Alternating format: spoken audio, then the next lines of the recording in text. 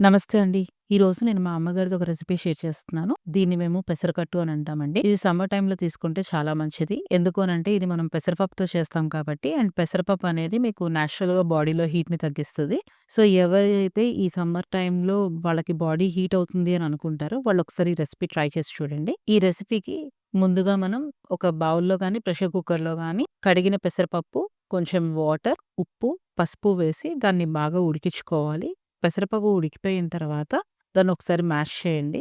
Mash చేసుకున్న తర్వాత దాంట్లో కొన్ని తరిగిన పచ్చిమిరపకాయలు, కొన్ని వాటర్ వేసి మళ్ళీ బాయిల్ చేయండి. అది బాయిల్ అవుతుండంగా ఇంకొక పాన్‌లో తాలింపు పెట్టుకుందామండి. తాలింపుకి కొంచెం ఆయిల్, ఆవాలు, జీలకర్ర, మినపప్పు, ఎండుమిరపకాయలు, కరివేపాకు, ఇంగువ అండ్ కావాలి అని అనుకుంటే ఇంకొన్ని పచ్చిమిరపకాయలు దీంట్లో వేసుకొని తాలింపు రెడీ చేసుకోండి. ఈ తాలింపుని బాయిల్ అవుతున్న కట్టులో వేసి మిక్స్ చేయండి.